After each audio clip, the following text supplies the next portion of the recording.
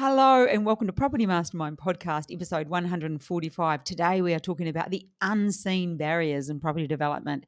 Not like Bob and I to take the negative, but we thought we'd open this can of worms for you. We know you'll learn a few things as usual and hope you enjoy the podcast. Jump on into episode 145.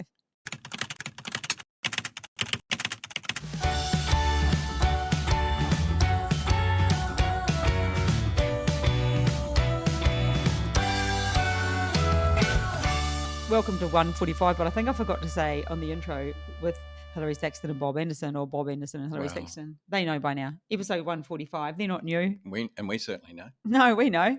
Yeah, but we're supposed to know. Anyway, welcome to episode 140. Gosh, I've got a problem today. With episode 145, we are talking the unseen barriers in property development. So you will definitely want to listen to this one. Bob, any good tips for the day? Oh, tips. You always do that, like you don't know it's coming. I know. It's coming, Bob. Tips remind me of horse racing. Oh. Actually, thinking of horse racing, I'm going to push it back onto you because I know you have a tab account. Yeah. I know that. So any tips? Not even what's a tip in terms of barriers? Barrier. Yeah, I know. That's what I was thinking. Barriers, tips. Give me a tip around barriers. Firstly, can we clarify the tab account? Yeah. Okay, I am not like a punter that goes out and puts like $100 on a horse. You know, we're talking $1 each way, maybe $2 on every. There's the odd occasion I might have put $5 to win because it's my nephew racing. So I've got a nephew who races and a niece. They're actually twins, Jordan and Taylor Childs, and their dad was Gree Childs who rode Sunline. But anyway, back to the. So that's barrier. why I have a tab account. Tab account. Yeah. Okay, You're barrier. Not a wild punter. No, I'm not. But I do have a little bit of an idea of what goes on. So if it's raining, I definitely wouldn't be looking at barriers 1 and 2. It gets a bit muddy. Yeah. Probably looking around barrier 5. Barrier 5 is not a bad barrier anyway, I reckon. Okay. Yeah. Once was involved in a horse in the Magic Millions and it drew barrier 5. It was supposed to win, actually. Did it? Supposed to. It sounded like it didn't. No, it didn't. In spite of the barrier. In spite of it. It was Chris Muntz's last race, actually, yes. ever, before he went on to just training it. Must have been other barriers. Must have been. Anyway, he was a little horse. So was Chris. Yeah. He's a little guy. Aren't they all just little? He's barely up to your shoulder. Anyway, that's the barrier one then. Oh, okay. Well, that's good. That got me off the hook. Okay, you did. Oh, look at you go back to fishing every time. Yeah, I can't help it. Although you can't beat fishing. It's so relaxing. Anyway, back to the podcast, Bob, around property unseen barriers, not horse racing or fishing. Mm-hmm. Number one, what are the financial barriers that deter individuals from entering property development? And we see this on so many occasions. That's people have financial barriers, and often in their heads. That's what we're going the head barrier. Barriers. Yeah, and this one. Well, I guess you have to understand a little bit, and often people don't when they're thinking about property development. Some people think, oh gosh, you have to be a millionaire at least, or multimillionaire, or have buckets of cash to be a property developer, and that's not necessarily the case. I mean, what's good about it, a bit like property investment, you can buy an investment property by putting down a deposit and the financier lends you most of the money. Well, in property development, we call it deposit equity. But the good news is that the financier lends you most of the money. Not quite as high a gearing as an investment property, but typically they'll lend 70 and even up to 80% of all your costs. So that's a good thing, having a financier that'll tip in most of it for you. But can I throw a butt then? Yeah, throw a butt. Can I throw a cigarette butt? No, a butt. No, we don't smoke. I mean, the butt I'm going to say is, what if you don't have equity, Bob? Well, that's the thing. So where's it going to come from? Because the bottom line is you'll need a certain amount of money that you have to put down up front before the financier gives you the rest of the money. As I said, might be 20%, might be 30%. Good question. What if you don't have it? Where can you get it from? Well, you're going to have to get it from somebody else who's got it. Maybe your mum and dad. Brother, sister. Just for any of my kids or our kids listening, not you. Yeah, I guess we could call that person an investor. Yeah. So it's an investor, whether it's a family friend, a relative, somebody you work with, somebody that you might purposely go out to find. There's a whole methodology behind that. But it's going to have to come from somebody else. And that's not unusual because The person that would lend you the money to do a property development can be rewarded very well. Mm. I mean, that's an area that within our business that you run the whole investment side of our business. And teach the mentoring students how to do it. But Mm, if I was to give advice to people listening now, you've got to remember, and you have to approach this from a different mindset. And the mindset for looking for somebody to invest with you, or an equity partner or a joint venture partner, the two different types, whichever you choose to have, you have to remember you are offering them an opportunity as well. And people often feel like, oh, I'm looking, and there's a real take mentality, but it's not. If you think of it, when I even said that, I see it like a, if you were to put plant a seed and put it on high speed on your phone and watch it grow. It's like that. It's like you are offering an opportunity to somebody where they can make money as well. So it's a win-win situation. mm, And the more you start to think of it like that, rather than I need someone to give me money so I can take it and have, less of a me mentality, more of an mm. us mentality. And I tell you what, Bob, who does this well is Connie. Yeah, She yeah. always talks about win-win situations. It creates a win-win. I win, you win. And that is a fantastic mindset. Connie went through our mentoring program. For those of you who don't know, we often refer to her because we learn some great, well, we have some great people in our community, Mm, but you start noticing more when you see people's traits, yeah. what they're like. Mm, And that is a fantastic trait to have, isn't it? mm, So yes, yeah. And that's my you tip. make, and the offer that you're making that you just talked about is far greater than most people could ever do on their own. Mm, They might be restricted to putting their money in, I don't know. the bank. Well, yeah, maybe Macquarie's paying 4.6% or whatever it is at the moment. That's all Woohoo. they can get. And that's fine. It's pretty safe. Macquarie's pretty good, or it could be another bank. Who cares? But you're offering them an opportunity to make a lot of money that they would not be able to make normally. Mm. Remember well, you weren't around then. I don't even know if you were born. My second project No, I wasn't born. uh, is I did it I with probably was. I just like saying it. I did it with my sister's boyfriend Keith. So and that was, well, it wasn't in the family because Keith ended up not marrying my sister, but that's irrelevant. It was somebody I knew, and it was my second project. My first project was also done with no money of my own, but my second one, where Keith said, "Gee, you've done really well out of that. I've got some money." Keith actually approached me. There's an investor approaching me. Mm. Could I come into your next project? Mm. I'll put the money up. I said, most certainly, Keith. And Keith, true to his word, put the money up. We did a project, made money. We just split the profits on that one. But that's the same It's thing. overcoming a barrier that you would have Yeah, had. yeah.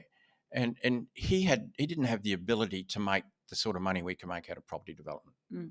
He had a business, did well as a business, but that was it. And because I knew him, I was happy to share the love. And And he there, was really happy to take the love and there are and more half the people out. profit. Yeah, more people out there with money than there are the knowledge that you have. Mm, If you actually have the knowledge, no winging it with other people's money. Thank you very mm, much. But you've got to know what you're doing, and then yeah. there are way more people looking. And in our community, most people are doing a form of joint venture. Some Very with common. some with no Very money, common. and you've got to. There's work to do, as in you've got to go out and have those conversations so people Yeah. know. I mean, how did Keith find out that you'd made money? Were you like Well, standing on the rooftop? because he was my sister's boyfriend and he had his own business, he was interested in what I was doing. Right. And so I told him about my first project Mm. where I made money by not putting money down, different sort of structure, what we call a vendor finance deal.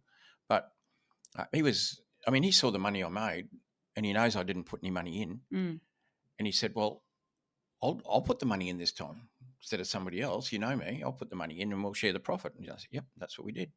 Bob, can I ask, when you did get your first payment, or you finished your first development and he noticed that you'd made money, what did you do? Because you've got to remember, this is pre-social media, so Bob wasn't like posting on Facebook, or he wasn't on his Instagram account, or he wasn't on any of those accounts that people have. We didn't even have a computer. There was no computer. So what did you do that did you buy a new car? Like what? Oh, the Did money. you buy yourself some new digs? Got a No. new whip? Who I does? paid some tax on my profit, which was good. I paid off my house, But how did and he still had know money that? left. Oh, because I'd seen him all the time. He's my sister's Oh, boyfriend. did you talk about it? Yeah. Oh, so yours was just talking about. So there you go. That's Well, another he great. saw me do well and said, I want a part of that. Yeah. But you must have told him because he wouldn't have known you paid. Okay, cool. No. He knew what was going on. He came onto the scene probably. I was halfway through the project. It was probably he saw the last 9 months of what was probably an 18-month project, and got pretty excited because I was pretty excited. Oh, did he come and see the tangible thing? He actually had a look with your sister. Well, it was a subdivision, so yeah, he did see it at one point. Yeah, towards the end when it was finished. right. But I mean, the core of it is I made money. He saw, okay, Bob knows how to make money doing this stuff. I want to make more money. I want to make better money. I want to make money like Bob. Make my money work better, Right. work harder. And so he simply said, look, next project you do, can I put the money in and we'll share it? He's probably scared I was going to get another investor from somewhere. Yeah. But when your sister's boyfriend offers to come in, it's pretty close to home, so of course you do it. Yeah. I quite like the guy too.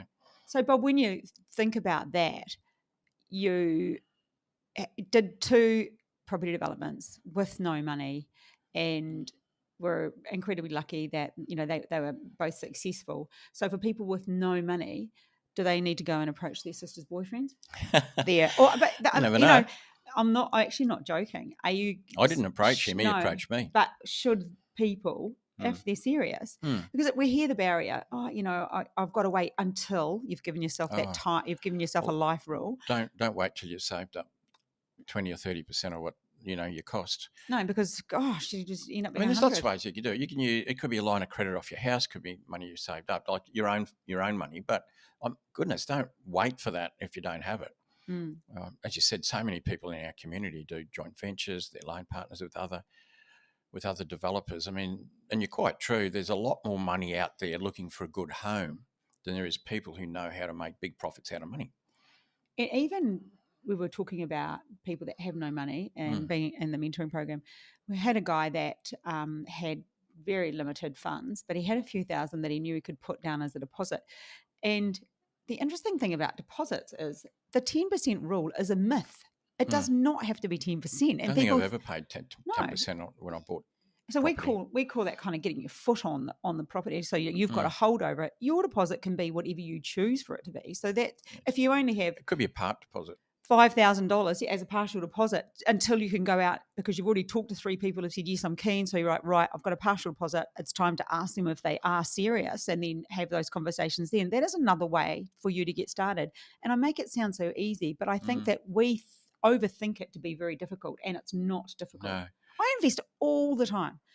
And last week, just invested with somebody else. Like I invest my money in property developments all the time. Short, long, whatever. So the question about the barriers, which is what this podcast is about, we talked about finance. Yep. It doesn't have to be a barrier. There are solutions. It just means you've got to work a bit smarter and maybe a little bit harder to make it happen. But by golly, the profits are worth a little bit of work, aren't they? Yeah. And, we just pointed out we talked about an internal and an external barrier then. The internal barrier being you too afraid to ask or approach, and then the external barrier being physically having nothing or not much at all. But like you say, you can use a credit card to get your foot on something if you're really serious. So, hey, we're there. Seen it done. Okay. So, Bob, just with the next question, how do what does it say? Regulatory. That's the word. Regulatory. Yeah. How do regulatory hurdles impact property developers in Australia? Like the regulations they do. we have just to can't deal with. Launch out and buy a site and just start building whenever we want. So, and that's a good thing. The place would be a mess if you could do that. So, a lot of the regulatory. Do you struggle with that word? I didn't until you did. Regulatory. Now I'm taking it on. Everyone listening say it. Regulatory. Regulatory. Yeah, it's easier to say once somebody sent it before you. If I just sent it to you as a text and you had to start, it's different. I mean, councils are the main one we deal with. Yeah. But on some projects that are more complex and bigger, and maybe you're not there yet, you'll also sometimes deal with the state and even the feds. And I've had projects like that where I've had to deal with council, but then I've also had to deal with the EPA, Environmental Protection Agency, at a state level, and then even on a federal level, I've come in on environmental issues, and so you could deal with all 3 levels of government, but normal project, you're just dealing with local government. But of course, there's regulations, and there should be. There's a planning scheme which sort of sets out everything, what you can and can't do in certain areas, and that's dictated by zonings. So In terms of them being a barrier, I mean, yes, they are a barrier, but you also are aware of the regulatory barriers in terms of a planning scheme. Like, and the go-to person's a town planner, not the council one, private town planner, who to talk to. Well, I want to do a duplex. Where can I do one? What size lot do I need? What's the zoning need to be? How large does the lot need to be? That's a 20-second conversation with a town planner, as long as you know your area, would give you the answers to that. So they're regulatory constraints, but as long as we know them, and then our architect can design within those constraints. And when I'm talking about constraints, down to a town planning level, could be setbacks from boundaries, heights, all these sorts of things. But then sometimes you might touch on a state level. Not very often, though, on small infill projects. It's rarely the state gets involved in anything. Well, you just brought up something which is making me want to go off piste. No, nothing new with you. Yeah, because my brain just jumps all over the place. Remember, I'm thinking, what do people want to understand, know, and hear? You just brought up architects. And are architects always aware of the regulations? Well, Or do they run it past the town? Like, how do we know that the architects know what they can and can't do? well, look, on small projects, let's say a duplex, Yeah. there's town planning around all of that. Heights, setbacks from boundaries, the amount of landscape space, and perhaps the floor areas of the building. So there's town planning aspects. So the obvious top dog is a town planner. Top dog. Yeah. So a private town planner. But architects who've done lots of, in this case, duplex designs and duplex, been involved in the applications, they know that sort of stuff because it's basic. I mean, the same architect might be qualified to design a 10-story apartment block for you as well, if that's the way you wanted to go. So dealing with a duplex is an overkill for them. But what you find is the architect and your town planner, your private town planner, work together. And so the architect would do up schematics, some very base designs, and then the town planner would have a look at that, make sure it's not too close to boundaries or this. And as the architect evolves and completes their drawing along the way, the town planner would have a look at that and see if it conforms. If it doesn't conform 100%, the town planner must think that, well, I can still get it through. But so it's good if the two work together. Interesting you said 100%. So are we thinking, what can we usually get through? If it's relaxed council, that's not quite too, I only know of two that are quite strict in Australia, and that would be, well, that I'm thinking of. Should I say them out loud or not? No, better not. No. Scare people off. So there's a couple of councils that are a bit rough. So they let nothing through. They let 5% through. That's a little bit over the edge. Or they are 100%. You get this. You do this correct, or we won't. Depends how compliant it is. Yeah. I mean, if you want to play it really safe, you have what we call 100% compliant application. So it ticks every box in the planning scheme. Don't you always have like a little bit? I often try and push a little bit here and there, but it's still 100% or not? Is it like some a of 95? Some of them are. If I know a council's really sticking to absolute letter of the law on their planning scheme, well, there's no point trying to deviate from that. And they can change too, can't they? I remember with our duplex that we've got underway, just prior to the purchase of that site, there'd been a change on setbacks. Prior to that, the council had been a little bit more relaxed about the distances. So setbacks, the distances from the boundary. But they changed, didn't they? Well, and they a little became bit, more. No. And in the first one we did, the council wasn't really sure of what they wanted in a couple of areas. Is that why? Well, they wanted a particular percentage of floor area upstairs and downstairs. Overall, I'll just deviate 20 seconds because I don't want to make the podcast too big, but you might find it interesting. I'm interested. This particular council said you can have 50% of the side area as living space. But they also wanted to have a bit to say about how much of that was on the ground level and how much was on the upper level, and as a proportion. But they weren't quite sure when we lodged our application. They were still sort of contemplating it because it was fairly new for them to allow duplexes in this area on smaller lots, on lots of 500 metres or bigger. And so they were still sort of feeling their way with it. And so when you lodged an application in the early days, like we did, they were still sort of scratching their head around a few Is that things. what that was about? I didn't know that. And so we put some drawings in, but then they said, oh, it's still, oh no, we want you to take 3% off the bottom and put it upstairs or something, and oh, here we go again. And they did that a few times, and then they went through a little stage of driveways where they didn't really want the duplex to look like a big house with a very wide driveway in the middle going into garages, like both double garages, like a 4 garage thing. And then they wanted them separated, and they wanted at least some sort of separation between driveways. I know that's not a big thing, but they're still like trying to work out what they wanted as we were lodging applications, because it was new to them. Previously they had allowed duplexes on 800-metre lots, but now they were allowing them on anything above 500. And so design was quite critical, very tight sites, So, so they were still scratching their head on that as we were lodging applications, which made it annoying. But anyway, that's a regulatory thing. We both pause there, big gap. We're like, I was trying to think of what we were talking about. But that's regulations, and mostly it's councils that we deal with. And once again, we've got our experts typically on something where we're going to build. It'll be a town planner and an architect. It could be just a little subdivision. It could be a consulting surveyor that we're using as our prime consultant and advisor. Bob, I have got a few other questions, but I think I'm just going to go into the next one. I'm just going to miss one out.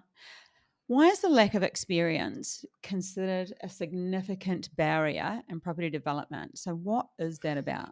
Because it's dangerous to take on property development without knowledge, I should say. When you say experience, does that mean experience at doing property developments? Because you've got to do your first one. I often used to laugh when I'd see job applications. You had to have a degree in something to apply. But then they said, but you have to have 5 years experience. So you've got all these people coming out of uni with a degree who obviously don't have 5 years experience. So they're lost in this no man's land, because the employer doesn't just want you to have the degree. They want you to have 5 years experience so they don't have to train you from the ground up. And most kids that go to university, or people that go to university, get a degree in something, but while they're getting their experience while they're at uni is like supermarkets, baristas, not barristers. They're doing I think my daughter worked she was at a fruit shop. Yeah, stacking shelves, whatever it is. So that's a bit weird, and it's a little bit like that with property development. So how do you do your first development, but actually know what you're doing because you haven't done one? And so as a barrier. So and what you talked about there is lack of knowledge. So it goes back to the obvious first thing, and we say it time and time again. You have to get yourself educated about property development before you tackle one. Yeah. And don't think you're going to learn everything off the internet. I mean, the reason I sound like a broken record saying that is we still see people out there in trouble. Yep. And they're in trouble often because they've just launched off it full of bravado and think they can learn it as they go off the internet or maybe off their mate that built a spec house once or something. A Facebook site where you ask a question and then they take the answer as gospel. Yeah, and usually people that hang around those sites and throw answers back very often haven't really done anything. They just like to see their posts come up. A bit more ego. Or they're a finance broker and they're talking about property. Talk about finance if you're a finance broker. But because you're too busy doing property development to worry about it. So the question around how important is experience? That would overcome a barrier. I'd say knowledge, but experience, like get yourself educated or work alongside somebody who's got lots of experience. And that might mean, look, it could be somebody who comes into your project with some money as a joint venture partner, but have done a number of developments. It could be that. It could be a mentoring program with somebody that's obviously done a lot of development, that sort of thing. Because the downside, and I don't want to scare people, but the downside in anything financial is never pretty. No. And so the downside in property development isn't pretty. And look, the downside doesn't mean it turns into a disaster. The downside could mean that you should have made $500,000 dollars profit, but you made a bunch of mistakes and end up making 200,000. I mean, that's not a disaster, but where's the 300 you could have made? Bob, what do you believe the barrier is to people not investing in themselves? Like, why do people not? Why do they not? Yeah, why do they not invest in programs or really? Yeah, why do they not do I think that? they have a false sense of value. Okay. They don't see the value. I mean, if people really saw the importance and the value, they'd do it. Yep. Like if they didn't have, 5,000 or 6 or whatever it is to do somebody's property development course, should they really be doing property development? No. That's the question. I often say to people if they might be like, we often get Like professionals. if they don't see the value, if they think I'm not spending 5,000 or 6,000 doing Joe Blow's property development course because I think that's a rip off, and I can learn all I want to know off the internet. Okay. And there's people like that. I've met them. Yeah. And all you can say is, well, good luck. Mm. But and I've seen people get over the line on that, but mainly when the market's rising, which compensates for their Stupidity, for their silliness. Yeah. Where had the market stopped or even gone backwards a bit, they'd be finished. I'm just a massive advocate for courses, coaching Of any type. I of know you are. I just do it all the time. I know. And anything I want to achieve, I will go far out this morning. I've already researched something a course I'm going to do because I need to learn something in particular. And I just invest in myself because I know I have to go to the person who absolutely knows what they're doing to learn what I need to know, rather than spending hours and hours looking for stuff, wasting my time, which is precious. I'd much rather be in the pool, in the spa, in the sauna, playing golf, fishing, doing something way more fun than looking for an answer and hoping that it's right. I just would join. I mean, everything that I do involves a professional helping me, finishing my book coach. Yeah. My speak. I won last weekend something pretty massive in did. speaking, but that took 2 coaches. Yes. One to help me with the speaking and one to help me with the acting side of it. And now that I've got to go to another, that takes me to the grand finale. My biggest goal was to win that. I am now booking in with my coach again. I'm like, I'm straight to there. I don't think people realize the value in investing in value. this. The difference it makes for you, and the barrier. Had I not done that, and everything that I do, I would not be anywhere. How many times have I gone through the property mastermind, property development course? What, 8, 9, at least? Sat through how many workshops? If you want to know, you got to get in there. Yeah, and you're also involved in developments, which is for sure. So I'm learning as well on the way. Yeah, but so the barrier is that lack that you. I think you got to look on it as like when you're looking at value, your return on your investment. Yeah. I mean, you wouldn't put money in a bank if you had to pay them an interest rate for the right to have the money in the bank. You put your money in a bank, let's say, if you want to do that, to get an interest rate return, and you're saying, okay, well, I'm getting 4% or whatever it is. You invest in saying, buy an investment property. Okay, well, I'm hoping it's going to go up in the long run, maybe averaging 7 or 8% growth, and So return on investment, but with property development, I mean, it's quick. So you've got to learn, and then you've got to do it. But what's your return on investment? Well, I like to think, well, what are you going to make out of your first project? Even if you did a small project, maybe 2-lot subdivision, and that's all. If you find one that stacks up, mightn't be making a big margin, could be 10%, but you're going to make a 6-figure amount of money. I don't know what you could do and make less than a 6-figure amount of money out of property development, even on your first one. You do a duplex. Typically, you'd make, depending, 400 or 500, depending on the value of the duplex. So, I mean, why would you not spend $5,000 or $6,000 on somebody's property development course to kickstart yourself to make a minimum of 100 and probably 2 or 3 just out of your first project, and take that knowledge forever. Yeah, or even take the next step and join somebody's mentoring program and have them like hold your hand and take you through it. Okay, Keywood Warrior. Before you jump I haven't even mentioned names. I know, but we went out there. Okay, so we are allowed to talk about this because this is actually a barrier and it doesn't have to be our program; it can be anyone's program. But that's why I haven't mentioned us. It is a barrier that you need to overcome. Is that need to invest in yourself? Yeah, and understand the value in doing it. And I've just related the value to what you're going to make out of a property development compared to the entry level to get the knowledge as you go in. Yeah. Whether that's a course or a mentoring program, whatever, don't don't worry about that. But like you said, once you got the knowledge, you got it forever. Yeah. So even if you made 150 on a little project, by the time you've done 3, you made 450. But you might be into something big. It doesn't take long to make $1 million out of 3 projects. You don't need a big project to do that. I very often talk to professionals, architects, builders, or Hmm. whoever I'm talking to, and if they're talking about maybe courses and stuff, and I often say, especially people like architects and town planners, because these are the people I talk to that they ring up about our stuff we have, and I say, how much did it cost you to get your degree? Mm. Because we can just turn that around so much faster, and I think that that's a $50,000 degree. Yeah, that they pay off for how many years? Mm. Anyway, so that is a barrier. That barrier in not realizing the value of investing in yourself. Mm. Advertorial, not really. No. Just as fact. We're just talking fact. Mm. Yep. Like, I'm okay to say I use coaches for everything. Yeah, and you do. Yeah. I can't recommend it highly enough, to the point where I became one. Like, I just can't. You go so much faster in life, and you achieve so much more. And I could just look at everything that I've ticked off, tick, as big, because I've had a coach for every single one of it. If you could buy somebody's experience, say they've been doing something for 10 years or 20 or 30 years, Yep. whatever, if you could buy that and save yourself all those years, Why would you not? why would you not? Mm. You just get into a great position quickly And the by confidence. standing on the shoulders of others that have gone before you. Yep. Why wouldn't you do that? I just can't understand why you wouldn't. All right. We can leave that one now, because you know how we feel. I'm talking about anything. Yeah. Oh, for sure.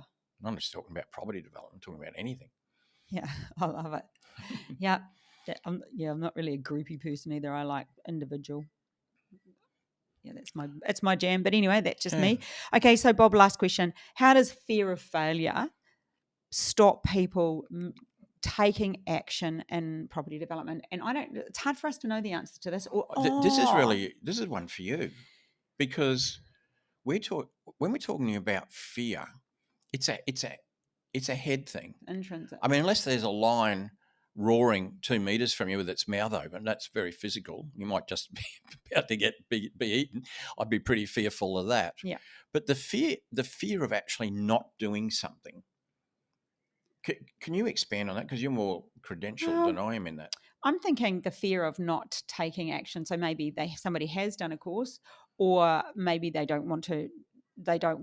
So there's that fear that you might fail, and that's just really the fear of failure. Yeah, that's so much around self-belief, the belief in your ability to be able to achieve something, and that's usually around stories that you've been told, unfortunately, growing up, that you never amount to anything, that you'll always be like that. Someone has a throwaway comment, or you've had failures in the past, of which we've all had failures in the past. Heck, we're both divorced. Yeah. That wasn't a win. No wins there. No wins there. So there are areas in your life you may have failed in, and it makes us think that we could fail again. And the fear of failure is really around what other people will think. What will they think of me if I do? Will they be like, who do you think you are? What will they think of me if I don't? Oh, look what you did. Like, there's both of those reasons. And that's why, if you don't take action and it's stuff that you truly want to, I would really seek help around that, because you never will. And listening to others who might have your best interests at heart, but are fearful. I'm thinking of a couple who went through the mentoring program quite some years ago, and their relatives and siblings, parents, everybody came from a fairly poor background, and they were almost to a point where, like, they were jealous of wealth, and certainly would drag these particular people down if they decided not to tell them what they were doing, that they were in a property development program and were going to do a property development, and they went ahead anyway, but never told any of their friends or relatives, because of that circle. They knew they would get a lot of pushback, and they just didn't want the negativity. Well, did they tell them when they succeeded or not? I'm not quite sure what happened after that, but they did a joint venture with another individual, and that project made over $1 million, about 1.1 million. And it was mostly their joint venture partner put the capital up. So they did extremely well, but they didn't even want to tell No. others in their circle, and they were different fear. They were fear of the negativity they were going to get, but fortunately, they maintain enough positivity themselves. But that fear, Bob, is almost the fear of who do you think you are? Hmm. We never succeed at anything. If that story you have telling yourself is, I never succeed, as if we've never, we've been brought up with nothing, we have nothing. It's really around looking at what stories you tell yourself. And if you have a fear of failure, you just have to know that it's a fear that's untrue. Yeah, you just can't let it paralyze you. Oh, go back to my speech where I won last weekend. I failed for 3 years. And if another person tells me, oh, but you didn't, you gained experience, I know exactly what happened. And it drove me to get there. But I had to fail 3 times for 3. And it took me 23 stands on stage for that same competition to get there. 23 times. I want you to put your hand up if you've tried something 23 times before succeeding, because that was me deciding Yeah. I wanted it more than anything, and I was going to go and get it. But there was no fear. I didn't stop because I didn't get it the first time, second time, third time. I just didn't stop. So it's having that unshakable belief that this is possible for you. Yeah. And getting the right support around you. And of course, there's money involved here, and it's not a small amount of money in property development. Yeah.